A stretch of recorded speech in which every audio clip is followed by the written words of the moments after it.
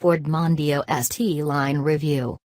When the Ford Mondeo Mk1 first appeared in 1993, its agile handling and responsive steering turned what was expected to be a run-of-the-mill fleet car into a driver's delight.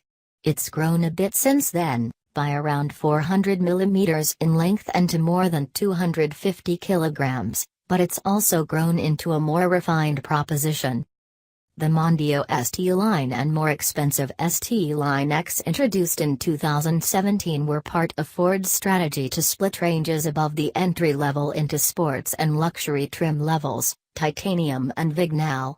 Thus, both versions of ST Line are sporting trims akin to Audi's S-Line rather than a return to true sports ST versions of the Mondeo. For the 2018 model year, ST Line X has been renamed ST Line Edition. ST Line is not aimed at fleets but fair and square at the retail buyer. The Mondeo ST Line comes with sports suspension that is slightly stiffer and 10 mm lower than standard. Outside, there's a full-body styling kit and 18 in rock metallic alloy wheels. Inside, there are front cloth sports seats with red contrast stitching, alloy pedals, accented red stitching on the steering wheel, center console and door trims, and dark headliner. ST Line Edition gets titanium equipment such as traffic sign recognition, lane keeping aid and 10-way electrically adjustable driver's seat. Passenger seat remains manual, and adds further enhancements including rear privacy glass, ST Line branding, colored stitching and sports trim items. It, too, gets the sport suspension but 19 in rock metallic alloy wheels. Seats are trimmed in partial leather that is black with red stitching. Powertrains are either 148 bhp or 178 bhp 2.0 Duratorqued C diesel, with either 6-speed manual transmission or power shift dual clutch automatic on the more powerful engine. There's also an all-wheel drive option tested here, in conjunction with the 178 bhp diesel and auto box.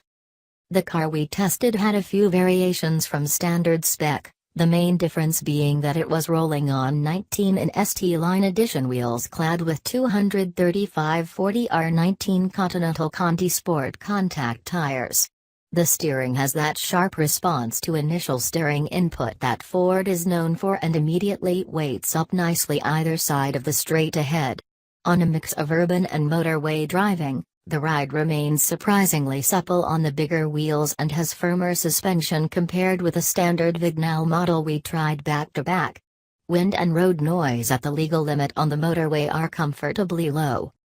The 178 bhp diesel in combination with the power shift auto box is smooth and slick, if not quite as quiet and refined as the same combination in the Vignale. The power shift gearbox shifts imperceptibly and responds quickly to kickdown. Most of the time, though, it will hold a gear and draw on the diesel's substantial reserves of torque. Comfortable sports seats, electric for the driver and manual for front passenger, with contemporary, two-tone textured fabrics live up to their sports moniker, providing a noticeably lower seating position than in the Vignale. Once installed, the view ahead and around the interior is slightly disappointing, though. The dash has a nicely finished soft surface but the center console is plain, with gray against gray and little in the way of highlights. Some satin finish metal trim inserts would add a bit of pizzazz and make a huge difference.